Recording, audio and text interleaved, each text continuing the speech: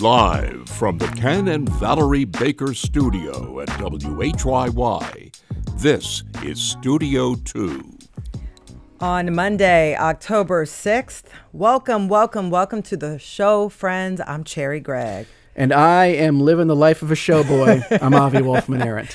Well, Avi, you probably noticed there's a lot happening right now. There's possible peace talks abroad over the war in Gaza. There's a government shutdown. Today is day 6.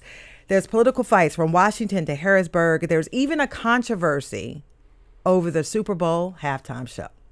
Wouldn't be the Super Bowl halftime show without a controversy. Yeah, so today we're doing a political roundtable. We have two really smart people lined up. They're going to come in. They have very different viewpoints, but we're going to do things a little bit differently than we've done in the past. We've built more of a structured roundtable. We hope that it is quick, that it's focused, that it moves fast so we can get to as many of the big stories, both nationally, internationally, and locally as we can. We're only going to spend like a few minutes on each topic, but we also want to hear from you, our listeners. What is the story that is top of your mind? And of course, tell us why. And if there's an angle to a story that we may be missing, let us know what that is. You can participate in the conversation by calling 888-477-9499. The email is studio2@whyy.org. And if you're watching on Facebook or YouTube, share the video. Share the show with your friends, okay? And then leave your comments in the chat. Slight edit. The back half of the show will be dedicated exclusively to Taylor Swift album reactions. So get those in. I'm like, what? No, local, yes. People might say that's a story that we've missed. So yeah, we are not planning to talk about the Taylor Swift album, but if you have thoughts about it, let me know specifically. I'll give you my personal email. We'll talk about it. But yeah, 888-477-9499. What news story are you following and why? Is there an angle we're missing? Studio2@whyy.org. But first, a trio of local news stories, some headlines here, Cherry. Starting with some positive news to report here in Philadelphia. I'm positive, yeah. Fatalities involving drug overdoses dropped in 2024, a 20% decline from 2023, which itself was a drop from the peak of 2022. And according to Mayor Rindy at Billy Penn, preliminary data from the first part of 2025 suggests another drop in overdose deaths could be around the corner. It's possible that this year will be the first with fewer than 1,000 overdose deaths in Philadelphia since 2016. Wow. Why? Well, I would encourage you to read the story by Mayor Rindy at Billy Penn. He did a great deep dive into all of the potential reasons, but we did want to note this news. It seems like there's a sustained decrease in overdose deaths here in Philly. Yeah, lots of reasons, to think about. And I think about all the work that was done to get Narcan in the hands of so many people. I even have Narcan at home because someone knocked on my door and they were giving it out. And Prevention Point said they gave out 114,000 doses of Narcan, which was an uptick of 13% from their previous year. So there's been a lot of work. There's more beds for people to get into recovery. As you mentioned, Mayor Rindy did a great job, but there's been a lot of resources, a lot of attention on this, and it looks like it may be working, at least locally. And you can't discount the fact that during the pandemic, life was disrupted. People were cut off from their support networks. That has obviously receded somewhat over the last couple of years. And so that might be part of the equation as well. Also, the makeup of the drug supply itself. Mayor dove into that and why new types of street drugs, while very, very harmful, might be less likely to lead to overdose. There's so many possible reasons. And of course, isolating which of these is driving the decrease is so important as we move forward. Yeah. And the good news is fewer people are dying. The bad news is people are still dying and there's more work to be done. Second story, as e-bikes have become more powerful, regulation of what folks are calling in some cases motorcycles with pedals, well, it's falling behind. The Philadelphia Inquirer today did a deep dive on the rise of e-bikes, reporting that, e-bikes, e-motos and other forms of mobility, as it has become more popular, the country has seen a spike in injuries, and some of them are pretty severe. Some trauma centers have reported seeing a 60% increase in e-bike injuries just as the data in many cases just doesn't exist. That's how fast the popularity of these devices have grown. And I should mention that Pennsylvania law limits e-bikes to about 750 watts with a max of about 20 miles per hour. But people are using e-bikes that are 3,000 watts. It can go up to 50 miles per hour. And these are the machines that are motorcycles with pedals, right? And sometimes the pedals don't even work. They don't even work. They're just fake pedals. And so it's really hard for law enforcement to determine whether this is a legal e-bike or if it's illegal. And a lot of these folks are sort of flying under the radar. That means law enforcement, is lagging. It also means that lawmakers are lagging behind. And so in New Jersey and elsewhere, people are trying to decide, do you just ban them? Right? Do you ban them for kids? Do you have more regulation? And if so, how do you do it? So there's a debate just that is brewing. But the bottom line is law enforcement is lagging behind, and so is regulation. Good story by the Inquirer. Yeah. I encourage folks to read that one as well. I think banning feels reactionary to me. Yeah. It's throwing the baby out with the bathwater. Clearly, there's a problem here. And But these micromobility options really change the game for lots of people getting around the city, folks with kids, folks with mobility issues, and they're environmentally friendly. Yes. And so there's a lot of upside to e-bikes, but clear downside as well. And one of the things that this story really highlighted is the fact that these e-motorcycles, let's call them what they are, they're really not e-bikes. There you go, These high-powered e-motorcycles are pretty cheap and pretty easy to doctor. And so, obviously motorcycles are very dangerous, but it's hard to get your hands on a motorcycle. It's hard to take a normal bike. And you need a license. You need insurance. Right. You need all those things. The barriers to entry for getting an e-bike or an e-motorcycle essentially are so much lower, which means the proliferation has been so much faster. So how do you stop that? Is it enforcement? Is it education? It's probably a little bit of both. But of course, it worries me that people might be going the ban route. Yeah. Because there's so much upside to these ways of getting around, and they accomplish things that we want to accomplish as a society. So just putting that out there. Yeah, I wanted to throw out one little data point that just came out. In 2024, Pennsylvania State Police reported that there were 345 vehicle crashes involving e-bikes, representing about 27% of all bicycle-related crashes. And that's just 1 year of data that they've collected. So it's a pretty big deal, and it's significant. And it's only the crashes that are logged by the state police. And they're not logging all of them. But what's important, they're definitely not logging all of them, because the state police would not be involved in many e-bike crashes. But what's so important to note there is the 27% number. Yeah, that's a huge proportion, considering that most people who are using a bike are not using an e-bike. So it just shows you how potentially dangerous they are. But again, good story from the Inky. Yep. Finally, a story from our WHYY pal, Nicole Leonard, this one. about some historic images being donated to the University of Pennsylvania. The donation consists of 2 thin glass plates discovered kind of by accident by the family of former Penn doctor Arthur Godspeed. These are very fuzzy images taken in 1896, and they are considered some of the oldest X-ray images in the world. And speaking of accidents, Godspeed made his first X-rays by mistake. In 1890, he and a colleague left some coins on top of a stack of photographic plates. Then they started futzing around unrelatedly with some glass tubes that emit radiation. Now, at the same time, across the world in Europe, a German scientist was discovering how to actually create X-ray images. And when his research came out, Godspeed thought back to the images he had made in 1890 and said, whoa, wait a second, I think I accidentally made some X-rays. And so those are some of the earliest ever recorded. Pretty cool, and gives you an insight into how science works. Sometimes mistakes can be a beautiful thing. I know. To realize you were actually the first, it must have been a little bit mind-blowing there. But everything, I always say, everything comes back to Philly. Always. It always comes back to Philly. And it was pretty clear he didn't have any idea of what he actually created, and how it really worked, or how impactful his invention would be. I just went to the dentist not too long ago, got an X-ray of my tooth. So there you go. It's everywhere. It's still so useful. It's such an important technology. And it actually reminded me, there's this thing called the Philadelphia chromosome, which was also discovered here and by accident. And it was a big turning point in discovering the genetic link to cancer.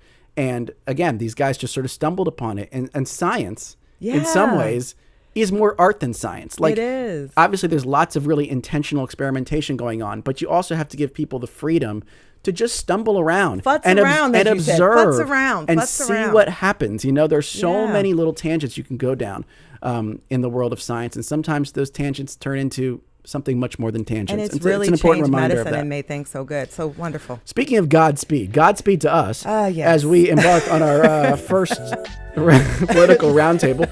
What news story are you following and why? Is there an angle we're missing? Coming back on the other side of this break, we're going to talk about some of the biggest stories happening nationally and internationally with our panel. We want to hear from you. 888-477-9499. Email studio2@whyy.org. And don't go anywhere. We'll be right back.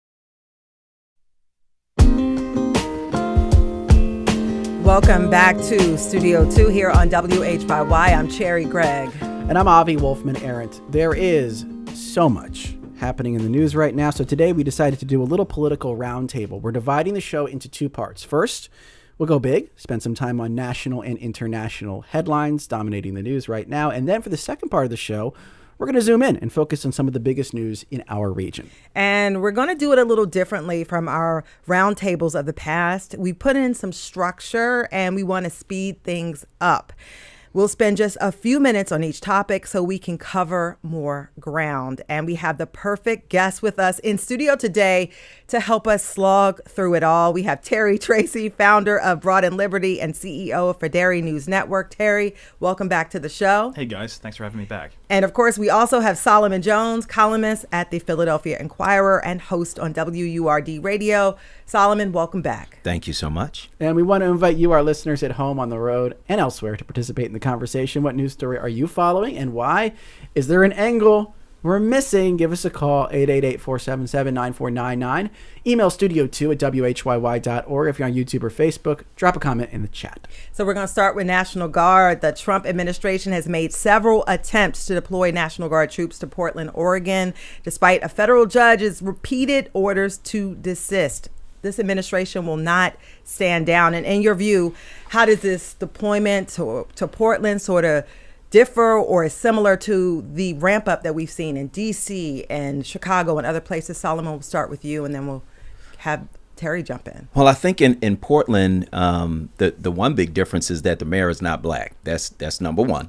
Mm-hmm. Let's just start there and let's just put it out there. But it is a Democratic city. It is a very progressive city. It's a liberal leaning city. And they have been protesting pretty vociferously for a while now.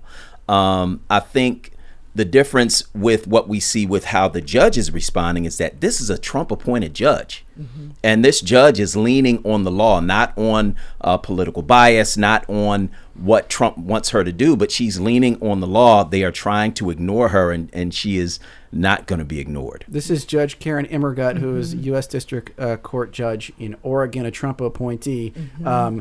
Initially blocked the use of the Oregon Guard in Portland. And then again then blocked the use of the California National Guard being brought into Portland. That was the workaround, yeah. And now there's thought that the Texas National Guard could be deployed to Oregon, to Portland specifically. Terry, what do you see unfolding here? What do you see as the significance of what's happening in Portland? I think it comes down to scope, and I think that's generally where the courts have tried to rein the administration in. Mm-hmm. If the administration is sending federal assets in to protect federal interests or to advance the cause of federal agents implementing federal law, they're well within their rights. If they step out of bounds, that's where they're going to get themselves in trouble. And I think what you're seeing in places like Portland in particular, Solomon mentioned, very progressive city, obviously vehemently opposed to the administration's immigration policies. There are numerous instances where Antifa or affiliated groups are disrupting, particularly overnight, federal assets, ICE folks coming in and out of and what have you, and the mayor there is not particularly interested in having local police step up and protect those facilities. So to the extent the administration is going to send National Guard in to protect those assets, I think they're within their rights. Yeah. Do you see this sort of, though, Terry, as a quick follow-up, this sort of push, do you see it teeing up as this fight between the judges, the judicial branch, and the executive here? Because you have judges repeatedly trying to put parameters around this, and the Trump administration trying to wiggle out of it and do workarounds. Yeah, absolutely. I mean, I think this could come down given what's at stake here, both from a policy perspective and how this is playing out. This could go down as one of those major historical fights over federalism. We're talking like 1832, Andrew Jackson sending troops into South Carolina over tariffs, or things around the early days of the Civil War, the 1963. Stakes are that high, potentially. They really are that high, and so we'll see how it plays out.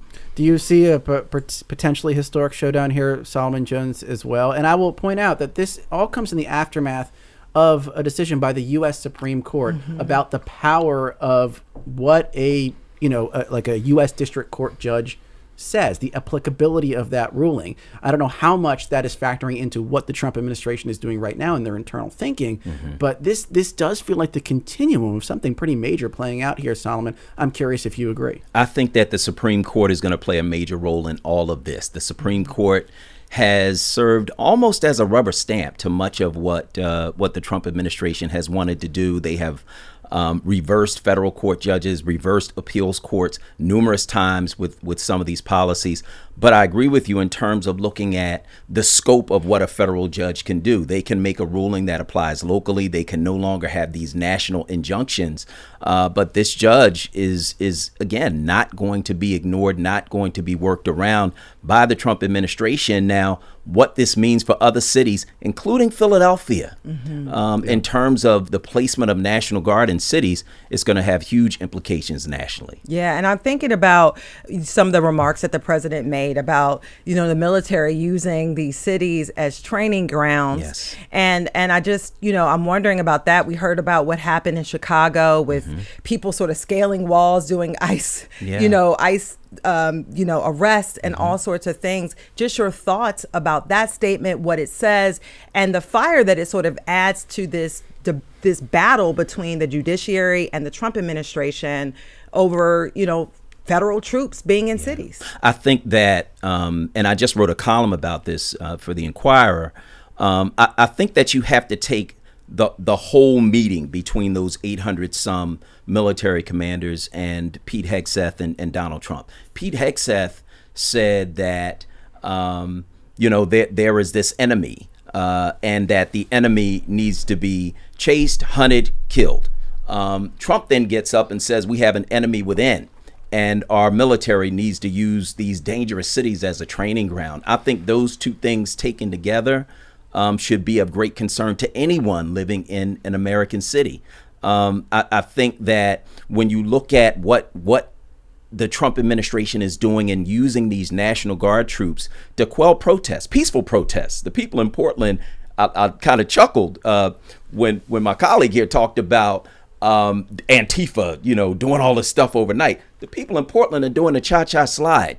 They are not, doing these violent protests there, at least not in the moment. And so I think that it's an excuse. And I wonder what happens when the elections come around and we've normalized the presence of troops in cities. I think that it is a preparation for something bigger when the elections come around. Terry, I take it you disagree on that characterization of what's going on in Portland. Now, I should note that the federal judge did say that these protests were, quote, not significantly violent or disruptive. That was her characterization of what's going on there. Do you see something different on the ground? Because the one of the big questions here, of course, is this just a pretense to send in National Guard because that's something that Trump wants to do, or are they responding to a legitimate issue with the enactment of federal authority, legitimate federal authority? I don't think it's either or. I think that there are plenty of people out in the streets of Portland who are protesting peacefully and well within their rights, and we should support their ability to do so.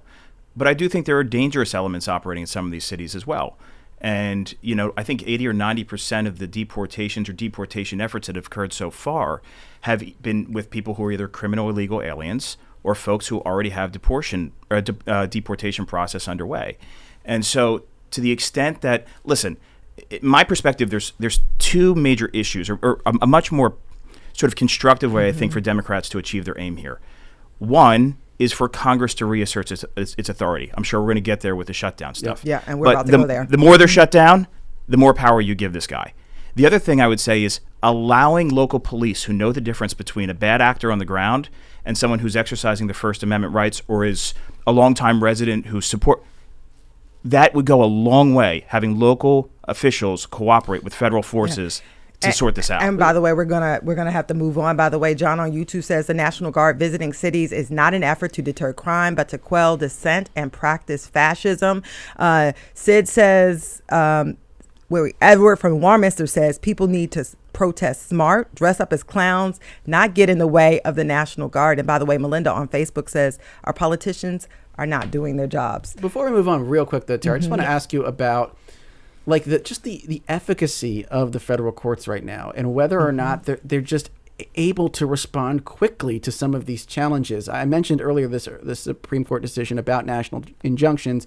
I'm not sure it's directly applicable here, but it's this idea that the judicial system is always playing whack-a-mole with executive authority. Do you worry about that? Do you see that, or do you see it differently? Yeah, it's a big issue, but I think that the larger issue is Congress. Congress in the Constitution is the primary branch of government. Congress is putting the judiciary in this position because it can't function. So the judiciary, by and large, is operating the way it ought to operate. The problem is Congress. Congress needs to get its act together, and we're in this position because of Congress. Speaking of By Congress, the way, you forced me into a good transition. We have You were to. like, I'm bringing you. Talk about the shutdown. So the federal government shutdown is entering now its second week, work week at least. There's no sign of a deal between Republicans and Democrats. Solomon Jones. Yes. When we think about the government shutdown, what do you see as sort of your biggest concern right now with the ongoing shutdown? And where is your focus when you think about this issue? Well, it's interesting because I worked for Congress for a number of years, and what I know is that you do nothing if you're not in the majority. If you're not in the majority, you can make a lot of noise, but you can't call a hearing. You can't bring up legislation. You can't do anything in Congress unless you're in the majority except protest. And so when you talk about Congress not using its authority, it's because the Republicans who are in charge are not using their authority. They are standing back and allowing Donald Trump to run over them and to take away basically their constitutional authority to decide where we spend money, to decide what legislation we bring up, to decide what hearings we have. All of those things are functions of Congress. I agree. But where I disagree is that Republicans are in charge and they are not using their power in Congress. And so this shutdown really is about forcing, I think, the American public to see what's happening with Congress, whether or not we are going to have health care for regular Americans, not illegal aliens, but as we're going to have health care or not for regular American people who deserve to have that health care. I think it's a way to try to shut down the Affordable Care Act for Republicans and a way to try to bring it back for Democrats. And Terry, I'd love to give your thoughts on what Solomon had to say. And also, I mean, the Democrats have said this is about health care, but it's also about the impoundment of funds, the rescission of funds, the clawback of funds, and the lack of trust between the parties, because they're like, if we cave this time, there's nothing to say that the executive will not hold back or change or use all these powers that they say don't really exist to mess up whatever deal is made. Your thoughts? I hate shutdown politics because everybody's a hypocrite. Okay. So everybody's All right. a hypocrite. We could talk, going back to the last one. This is the 6th shutdown in 30 years. Sixth, both parties, administration both ways, majorities both ways. This is the 6th time we've gone through this circus. It's ridiculous. So that's number one. The idea that you would hold this up over shut down the entire government over a policy disagreement is ridiculous. And I have to say, as a constitutional conservative, the one thing I do find encouraging is I love watching Democrats fall in love with the filibuster all over again. Right? We had a whole show about that. Right? We had a whole show about the We filibuster. We did. had this conversation, right? And it's very encouraging to see the Democrats use their constitutional leverage to in the Senate to. I mean, I think it's a bad use of it, obviously, but obviously, I think protecting the filibuster is a good thing. But I will say, look. Chuck Schumer has voted for one of these continuing resolutions 13 times. We just did it a couple of months ago to keep the government open. This is not a good use of that But do you think leverage. Democrats have a point in the sense that the president refused to meet with them for 9 months, and they had been asking for a meeting? Do you think that they have a point that, you know what? I mean, before there wasn't all these rescissions and impoundments and all these things where the Congress had allocated funds and the executive refused to release those funds. I mean, do you think that there are some points in that the president is overstepping? Why is that not the point that they're arguing to the public then? If they're making a constitutional argument, then why are they all over the Sunday shows talking about health They care? did make that point. I think the healthcare thing is more politically popular for sure. But the healthcare thing is actually preposterous because I saw Senator Welch from Vermont on, I forget which show, yesterday morning, and he makes this argument that people making $100,000 a year cannot afford their healthcare premiums. Doesn't that tell you all you need to know about what the Affordable Care Act has done to the cost of healthcare in this country, along with other factors as well? But if you're making $100,000 a year and the existing subsidies and the existing exchange are not affordable to purchase a plan, and you need additional taxpayer relief, which was contemplated because of COVID, let's be honest. Yep. But you need additional taxpayer. This is government spending, driving inflation, driving costs out of control. You need government spending to bring the cost down, and the cost goes back up. It's cyclical. It's not going to solve the problem. I think it's a losing argument. And let me ask you, Solomon Jones, because one thing that Terry brought up there is Chuck Schumer's position in all this. Yeah. And there's plenty of speculation that this is not about health care. This is not about pocket rescissions. This is ultimately about Chuck Schumer keeping his job because he's feeling the heat from the left wing of his party. Do you believe that's a big factor here? Well, you know how you keep your job? You do your job. That's how you keep your job. And so he's doing his job. I don't see anything wrong with someone trying to keep their job by doing it. Now, if you're trying to keep your job by manipulation or you're trying to keep your job by knocking somebody else out of their position, that's one thing. But to keep your job by doing your job, yeah, I'm in favor of that. I think the other thing is that the Affordable Care Act actually made healthcare affordable for Americans. Now, we can spin it however we want to, but there are 20-some million people who are going to lose their healthcare if these subsidies don't remain in place. Why are prices going up? Well, we could probably look at tariffs. Why are prices going up? Well, we could probably look at bad economic policy. But in terms of prices overall, in terms of healthcare, I don't think there's any argument that the Affordable Care Act made healthcare affordable for Americans, and we need to keep it that way. How are Democrats doing on messaging for this? Because, I mean, it's a two-part. I mentioned healthcare, but they're also talking about these rescissions and impoundments. Yeah. It's not clear. Yeah. Do you feel like it's clear? Do you feel like it's sort of breaking through and resonating with majority of Americans? Well, here's the other thing. I think that you can never argue the Constitution with the American people because most of us don't know what the Constitution says. That's number one. That part, yeah. You can't argue rescissions and other procedural things in Congress with the American people because we don't know how Congress works and really don't care. All we care about is that our taxes remain low, that prices remain low, that things remain affordable for us. We don't want to know the details, and I think That's where Democrats make the mistake over and over and over again. Their messaging is far too complicated. Keep it simple. Penny on YouTube says, as someone who's part of a government family, I'm interested in hearing all things related to when this shutdown will be over. I mean, look, we're just sitting here in Philadelphia trying to read the tea leaves, Terry Tracy, but do you have a sense that this is at all close to resolution? No.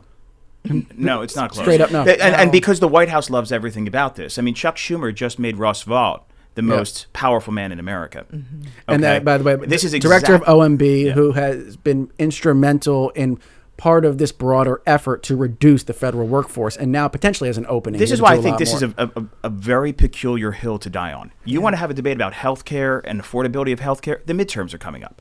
It has played very well for Democrats in past elections. So let's have that debate.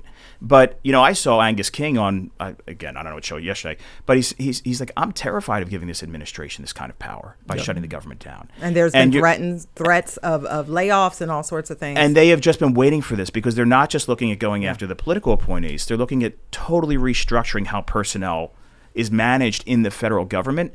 And, you know, under normal circumstances, they just wouldn't have this much leverage, and that's exactly what Chuck Schumer just gave them. I guess we should transition now to our next topic. Yeah, next to international news, there's renewed hope of a ceasefire agreement in Gaza as we approach the 2-year anniversary of the October 7th attacks. Negotiators from Israel and Hamas, they are meeting with mediators today in Egypt. On Friday, Hamas expressed willingness to release the remaining Israeli hostages, although much remains unresolved. You know, Trace, Terry, Solomon, you know, will this actually mean peace in Gaza? Your thoughts at this point? I don't know that anything will ever mean peace in Gaza unless the Palestinians get a piece of land. Unless they get someplace to call home. That was the original intent when the United Nations created Israel in 1948. There was supposed to be a two-state solution. There has never been a two-state solution. And so I think that remains a problem.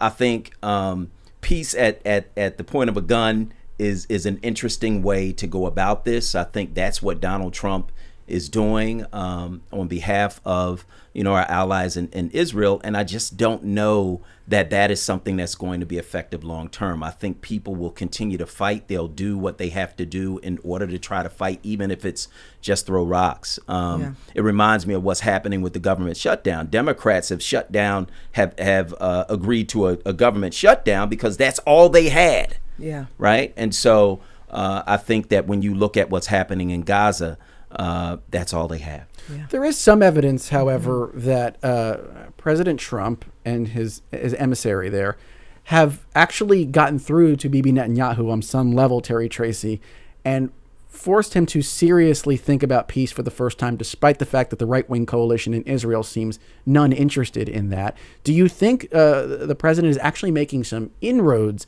here that could lead, if not to a lasting peace, at least a temporary peace? Your thoughts? We should all be very skeptical about any kind of lasting peace, but I do think the president deserves a lot of credit here. I mean, he's brought a very disparate group of Gulf and even some Southeast Asian Muslim nations together to be able to say, like, enough is enough, and let's try to get these hostages out of here and see if there's some kind of framework for going forward. Everyone from Saudi Arabia and the UAE and Turkey and Indonesia. So it's an impressive collection of some allies and some not allies who are coming together to try to broker some kind of peace here. I was touched by a lot of the comments I saw from Israeli Jews over the weekend, hopeful that some of these hostages are going to be released. I didn't realize of the 48 still outstanding, 25 of them or so are presumed dead. That's horrible. But look, I think we have to break this down into its component parts, which is 1, get the hostages out. 2, get some kind of ceasefire, ending the war, get the Israelis back to, I think they're calling it the yellow line or what have you. 3 is some kind of governing construct. How can the Palestinians govern themselves without Hamas being the ones that are calling the shots? And then 4, which will be, arguably the hardest part, is rebuilding Gaza. And it sounds like that is not going to be something that happens overnight. We have some time for that. We're going to try to squeeze one more story in. Yeah. So before we get to local news on the other side of this break, last week we did learn that Bad Bunny will headline the Super Bowl halftime show in February. That triggered backlash from some conservatives, including threats from, among others, Kristi Noem, that ICE would be in the crowd of the Super Bowl because Bad Bunny is the act. I mean, look, I feel like we're playing like culture war Mad Libs here, Solomon Jones. It makes my head spin. What was your reaction to the Bad Bunny announcement and the Bad Bunny blowback? Yeah, I thought that it was a great choice to choose Bad Bunny. He's one of the top streaming artists in the world. He's an international sensation. And he's somebody who could speak to some of what's happening in terms of the culture wars. Of course, you have folks on the other side who are willing to fight over everything, including somebody singing some songs, doing a dance, appearing at an event. It's crazy at this point. It becomes very petty and small. I think that Bad Bunny, by its very presence, helps to alleviate some of the tensions that we have, or at least he should, if other people are willing to grow up. Yeah, and your thoughts on this, Terry, and especially, the Republicans have had big inroads in the Latino community, and Bad Bunny, Puerto Rican, huge Latino following. How do you think it'll impact when you have threats like this at the Super Bowl, a very American thing?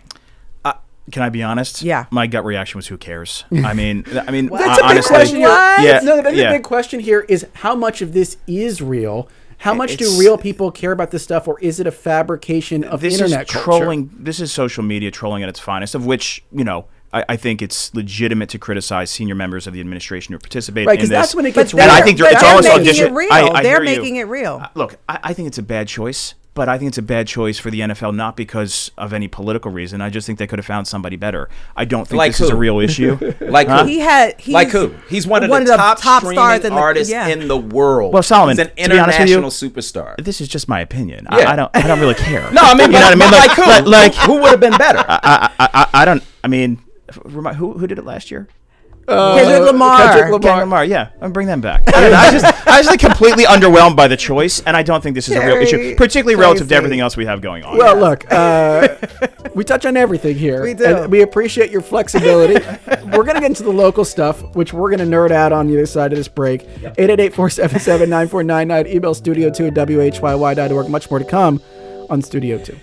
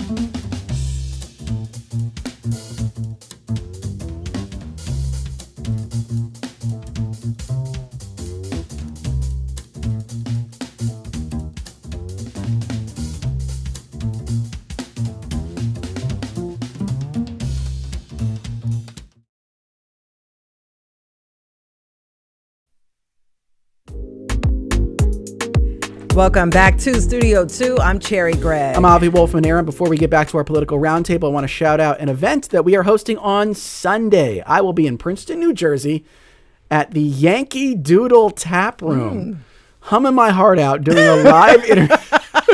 Hum away, Avi. Doing a live interview with a local historian to discuss Princeton's significance in the American Revolution.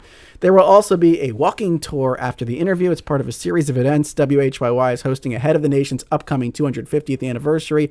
There's limited availability for this event, so if you want to join me Sunday at 1 p.m. in Princeton, email tavern250, that's the number 250, at whyy.org. All right, so now let's get back to our news roundtable. And for this part of the discussion, we're going to talk about the big stories closer to home, from the budget impasse in Harrisburg to the Pennsylvania Supreme Court race, as well as a few other stories. So let me reintroduce our guests. We have Terry Tracy, founder of Broad and Liberty and CEO of Fideri News Network. We also have Solomon Jones, Philadelphia Inquirer columnist and host on WURD Radio.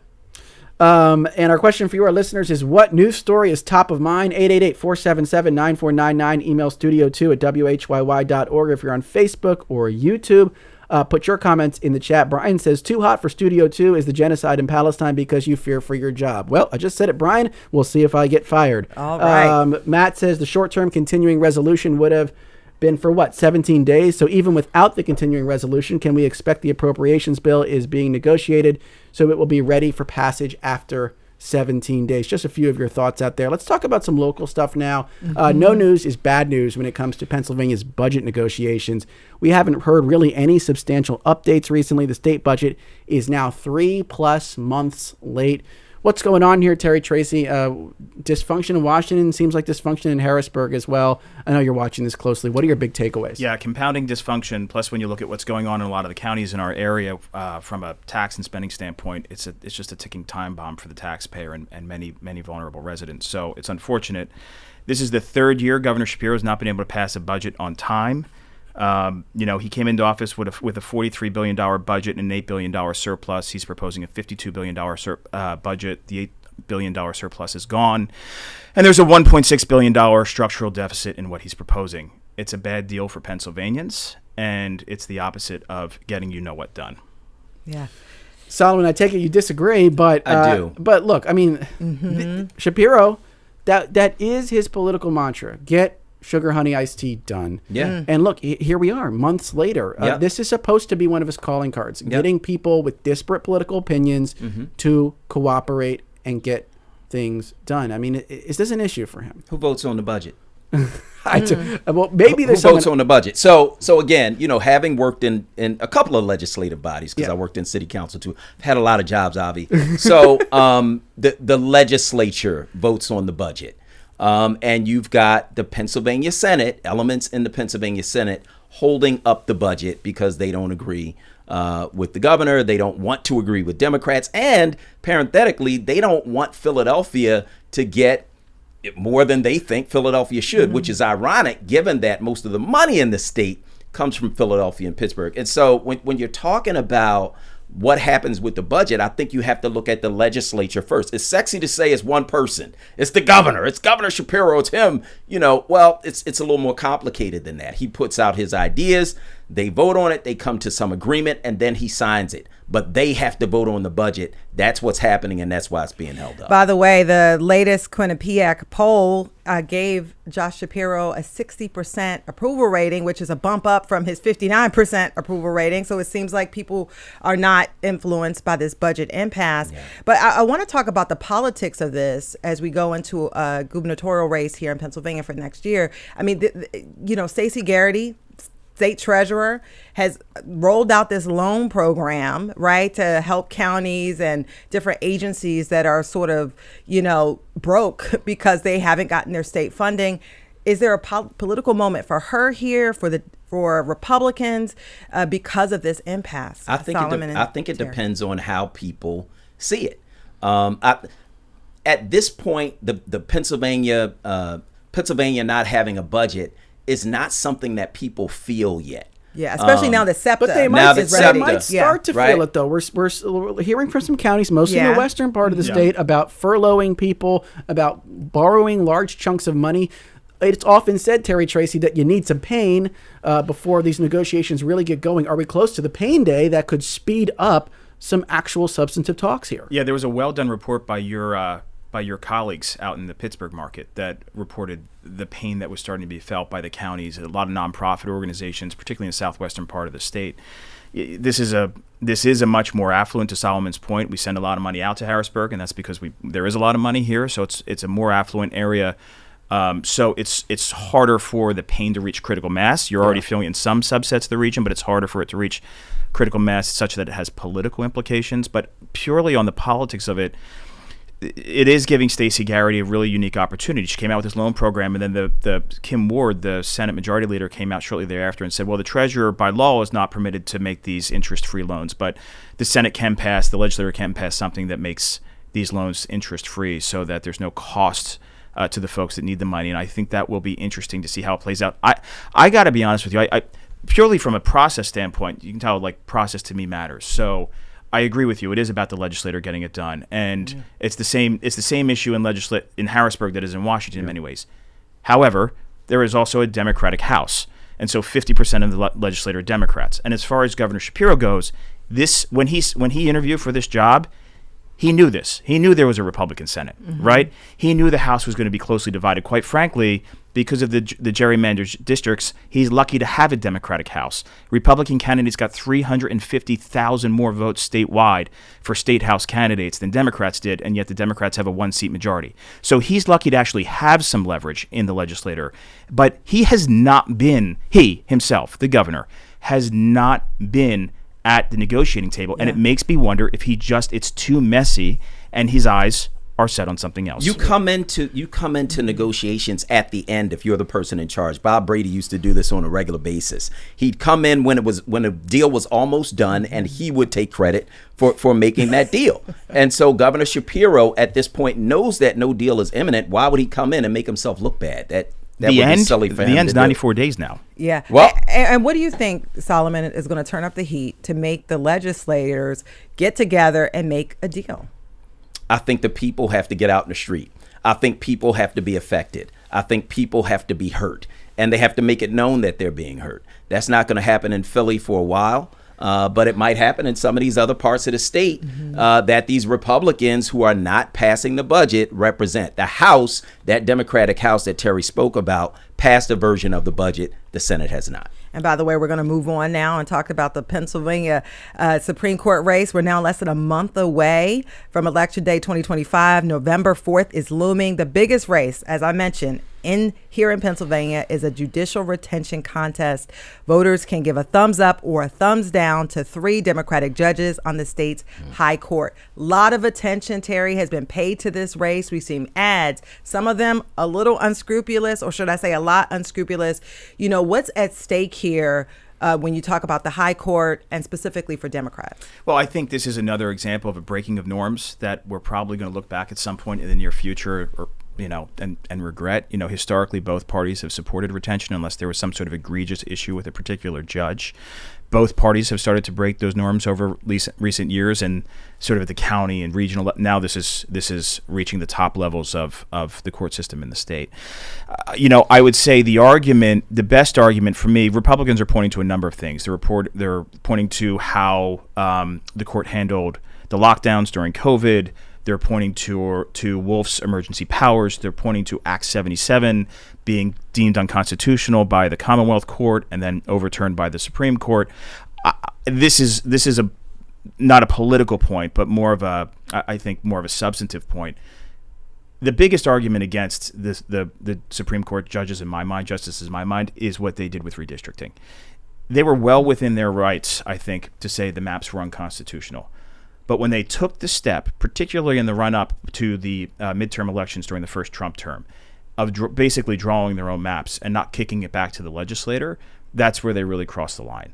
And I think, to me, if the Republicans had a truly substantial argument to make against these guys, it's that one. But even then, you still see this as a slippery slope type of situation.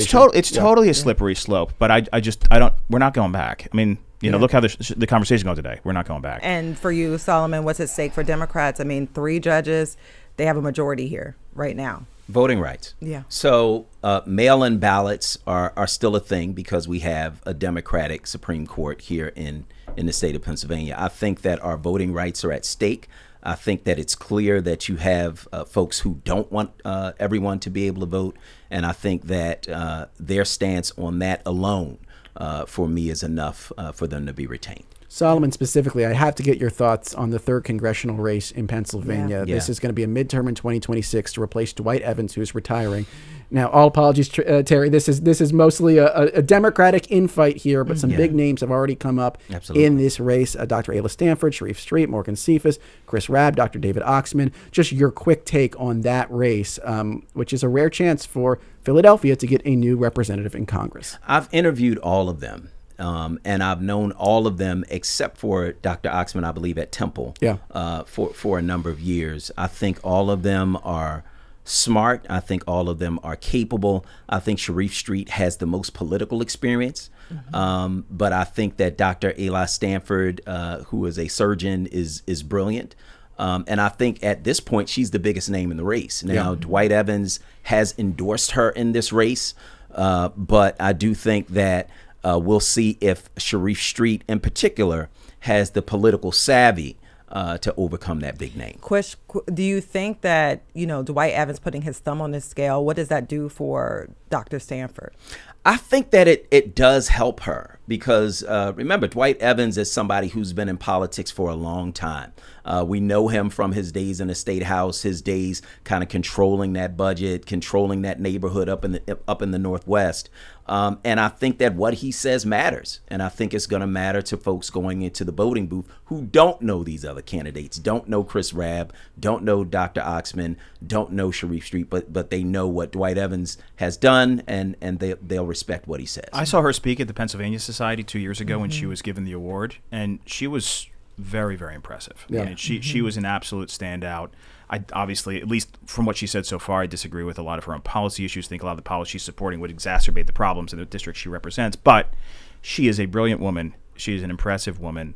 And, the residents of the 3rd District could do far worse, that's for sure. Real quick, can we get just squeeze New Jersey in Squeeze real New quick? Jersey Home stretch in. time for Democrat Mikey Sherrill and Republican Jack Ciattarelli in the governor's race in New Jersey.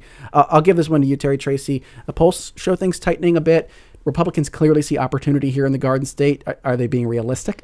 This is Eagles Broncos all over again. This is the fourth quarter. Who's the ref? You feel the momentum. Well, You're saying the Eagles are Mikey Sherrill, the Democrat, and that the comeback here by Ciattarelli and the Broncos is very real. Look, it's as they say in politics, it's not how you start, it's how you finish. I think Ciattarelli has really spent the last several years building his name ID. I think he's a fit for the moment in New Jersey. New Jersey has a history of electing Republican governors, or at least recent history. Yep. Phil Murphy has been an unmitigated disaster. Lots of unforced errors by the Sherrill campaign.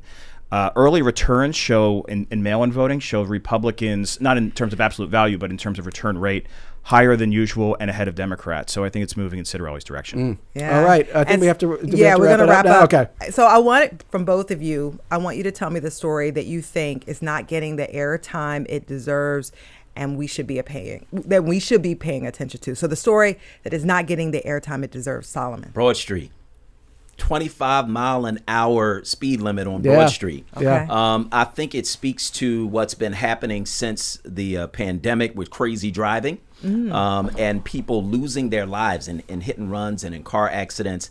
That 25-mile-per-hour speed limit on Broad Street, I've already gotten a warning for going 38 on Broad Street. These are these new cameras. Yeah, these automatic speed cameras. now. Yeah. Will it end up saving lives? Yeah. That's good. Terry Tracy, your thoughts on something under the radar here? Montgomery County, Chester County, and Delaware County all spontaneously and concurrently passed ordinances, or in one case a resolution, creating these human relations commissions, alleging that there are marginalized communities under attack in the most affluent counties in the state. The thing that it's a little Orwellian, if you ask me, if you look at the way they've been presented, but I think the biggest issue that I have is that these county commissioners are giving volunteer commissioners subpoena power to adjudicate complaints over various discriminatory remarks or practices in businesses or other civic institutions. It requires much more scrutiny than it's received so far, constitutional and otherwise. All right. Interesting. Well, I had not heard of that story. I'm going to have to look that up. Look, this has been a fascinating conversation. I have to say, if you think it's easy to get up here and talk about like 17 different issues in an hour, it's not. Thanks They to had you both. homework. So thank you both for being prepared today. We appreciate that. Thanks, Terry guys. Tracy, founder Thanks, of Solomon. Broad Thank and you. Liberty, CEO of Fideri News Network. Thank you so much for your time today. Of course. Solomon Jones, Philadelphia Inquirer columnist and WURD radio host, who actually does talk about 3,000 issues under the sun every day. So is an old pro at this. Thanks, Solomon. Thank you. Yes, and thank you to everybody who emailed in. Sid says, still sucky schools, persistent poverty, and guns galore in Philly. So Sid has a lot of stories he'd like us to cover. By the way, thank you to our producers, Debbie Builder and Andreas Copes. Mike Schiffler is our visual producer. Al Banks and Tina Calicay engineered today's show. Our executive producer is Kevin McCory. From Studio 2 here at WHYY in Philadelphia, I'm Cherry Gregg. I'm Avi Wolfman-Arent. We will talk with you tomorrow.